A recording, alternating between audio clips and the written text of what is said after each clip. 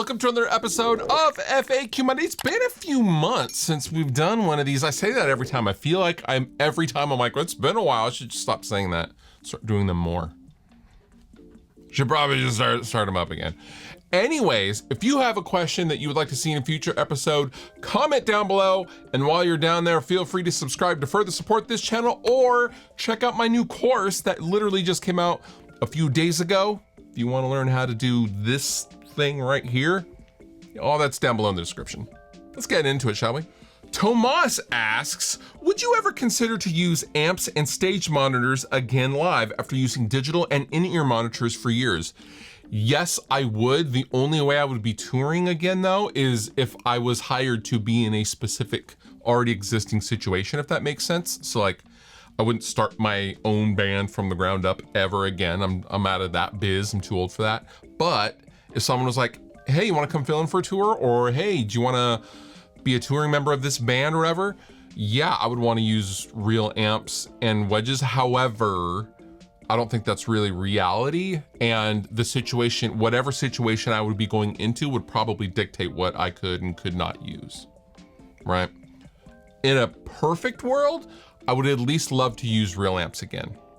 Like if I was gonna do something, you know, local to me, or, you know, if I had to fly in and play at, you know, a benefit show or whatever it was, like a one-off kind of thing, yeah, I would want to use a real amp for sure. But, you know, whatever sounds good, I'm honestly cool with. Have you ever had serious doubt about the quality or your ability to perform, upload, and try new things in your career?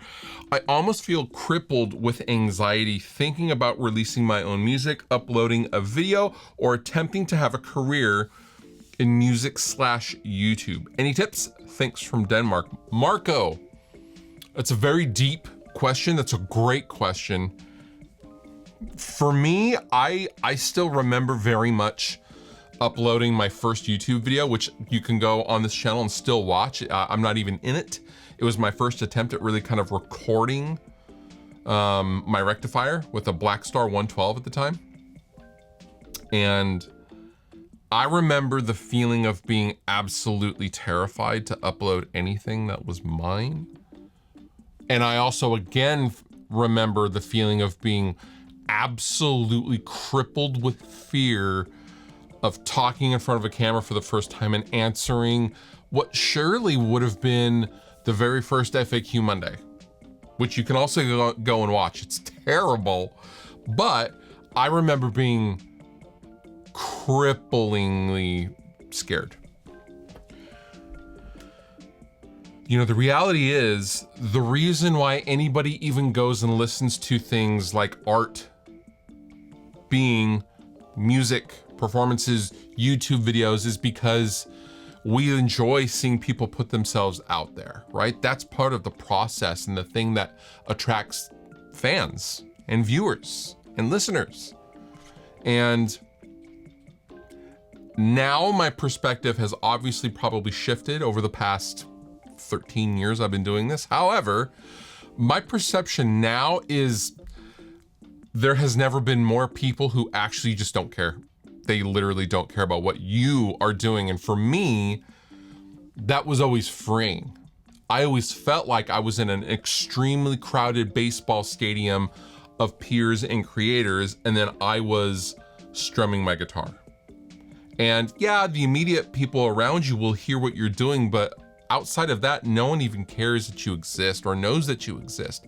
And for me, that was really freeing because I was just free to kind of upload and put the things out into the world, but I didn't feel any pressure to kind of do anything with it. Same with the bands, right? Like Rest Repose, we were just doing things that we thought were cool. And me and my buddy Jared Dines were just like, hey, we should just do a band because it's been a while, why not? And here I am, right? That kind of led into Dragged Under and all that kind of stuff. So doing anything creative, whether that is a band or YouTube video or album, you know, your own recorded music, you know, the fact of the matter is, like, you are your own enemy.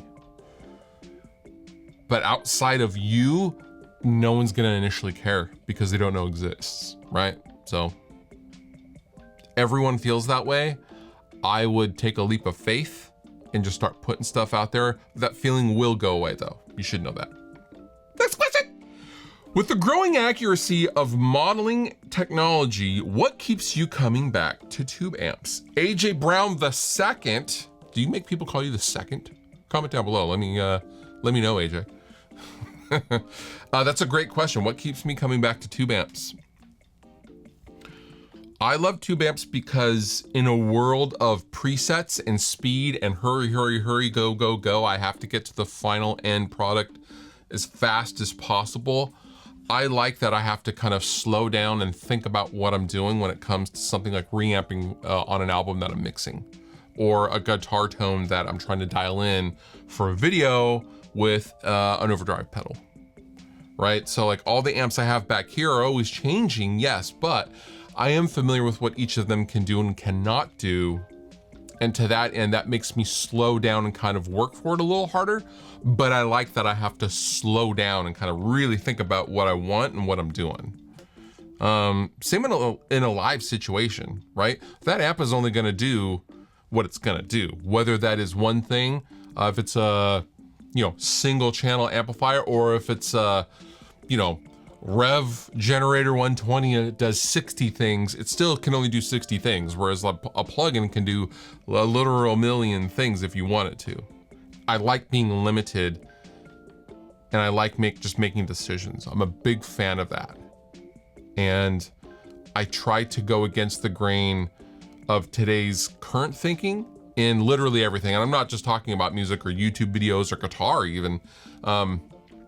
Everyone wants everything right now and they don't want to wait for it. There's no patience. All the patience has been sucked out of the world. And now I'm sounding like an old guy, but I feel like that has a huge effect on everybody's mental health, and slowing down is okay. And we're trained to not think it's okay. So to that end, tube amps let me just take a second and think about what I'm doing. And I love that about them. I love the ritual of that. Zach Metler asks, as a fellow ETID fan, what do you think of Many Eyes? I actually like all the Many Eyes stuff that's come out. The Many Eyes stuff is great. Keith's voice is pretty unique, and it's legendary for a reason, and it's fantastic, and it feels so good to just hear him sing again. I don't know Keith.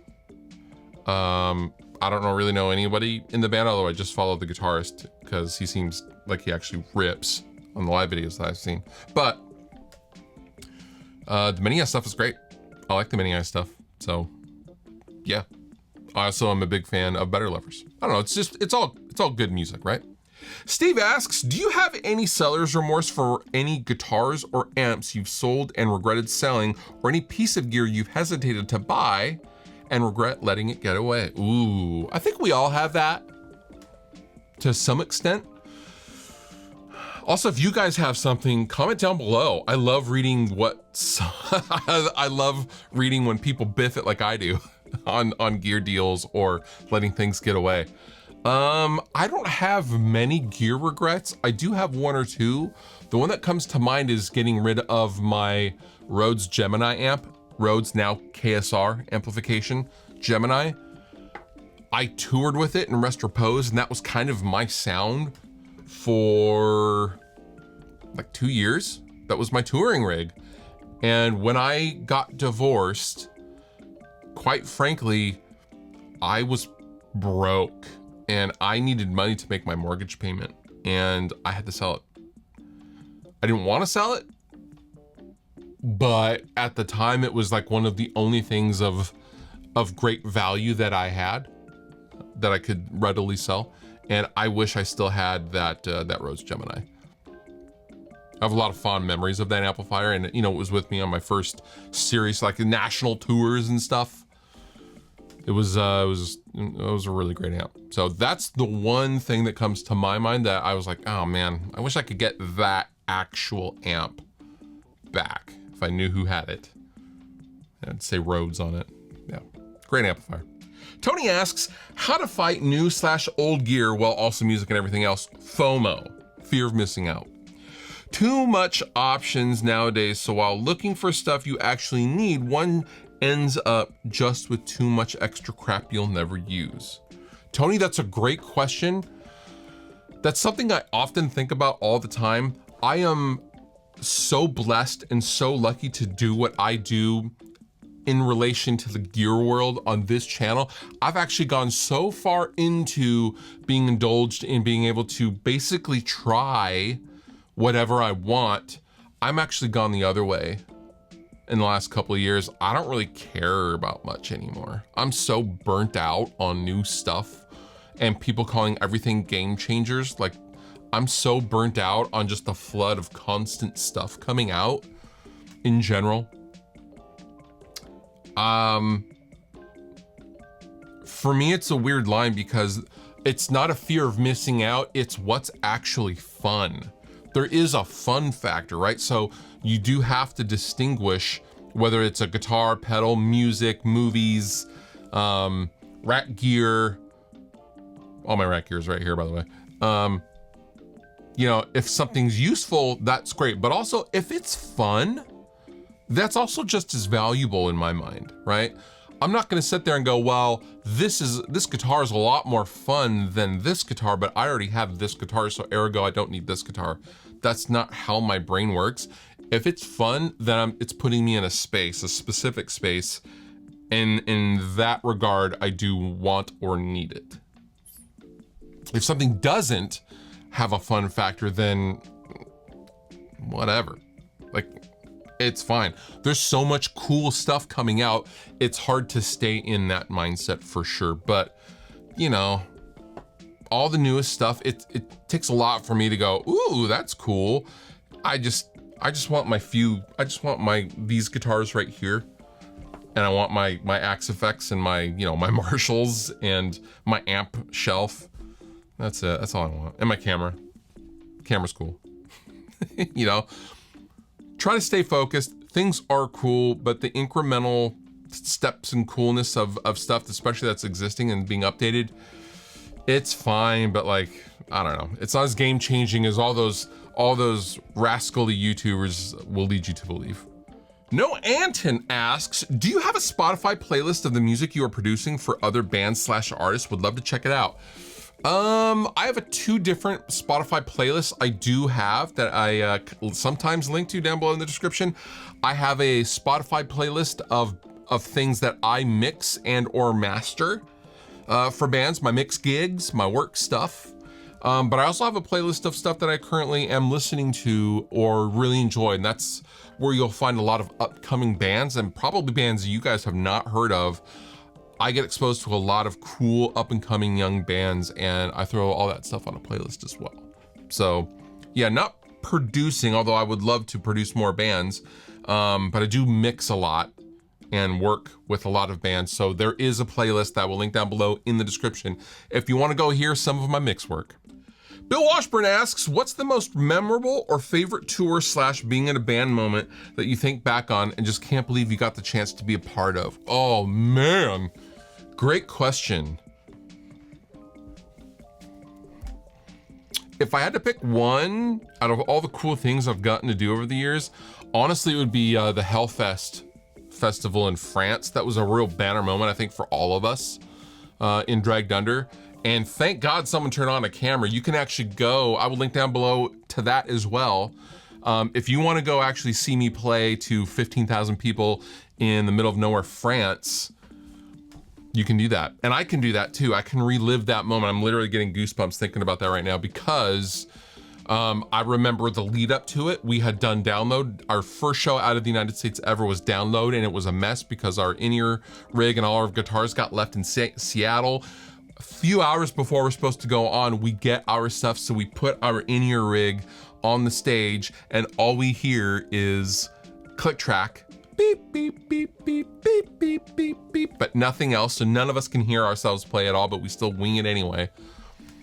So by the time the tour winds through the UK and then we go into Europe, by the time we got to France, we were on our shit. And we were playing real good. There was a few technical issues. I think my screaming mic is off on the front of house mix on the video. And The first part of Suffer, I missed the cue because our in-ears were cutting out, frequency issues, but I missed the intro to Suffer, so it's just the vocal. But other than that, we play really damn good. I'm really proud of how we sounded for that show. You can go watch it. I will link down below in the description. That was a moment I was just like, I can't believe this is happening. How is this real life? Yeah, it was absolutely incredible. Seth Halstead asks, do you still play your black baritone, my favorite of your Ernie Ball guitars? I do. It's very, very played. I do love it. I need to change out the pickups. All the pickups that I've ever had in that guitar have always had like a clock to it. And that guitar, I think just because of what it's made of, I'm not even sure what the body wood is off the top of my head. I think it's alder or something, but the guitar has kind of a quacky nature to it, which is cool. I just, these days recently, I just prefer other guitars for detuning. Specifically, this baritone BFR Stingray, which actually don't think I'm supposed to show you guys. I don't think this is out yet when this comes out, but you know what? Sorry, Ernie Ball Music Man. I'm gonna show them. This is the BFR baritone. There will be a video on this guitar, but this baritone Stingray, this is the one. And last but not least, Thomas asks, what are some underrated but well-loved gems of gear that you enjoy? Pickups, amps, cabs. I'm partial to diesel cabs, and you hardly see impulses for them. Thomas, I would agree. Diesel cabs are really, really sick. Underrated but well-loved gems. Boss SD1. That doesn't get enough love. Boss Metal Zone as a boost. Gain all the way off, level all the way up, and use the mid-range to shape. You'll thank me later. What's some other stuff that's like a gem, but under, oh, I'm thinking of pedals here, guys, sorry. Maxon ST9 Pro Plus, secret weapon that's so glazed over, and I'm so glad for it. What's another thing that's really, I feel like people don't experiment enough with their guitar picks. People tend to find something that they liked as a kid and then never revisit their guitar picks again. That's a huge underrated gem that people just glaze right over, is the picks. Pick size, shape, the edge, and the profile determines your tone. It determines the attack. So I don't think people realize how much a pick will affect your tone. Victory cabs are incredible. Their 212 that I did the last couple of Dragged Under tours with had so much low and it sounded like there was a subwoofer in it, and I don't know how that physically works.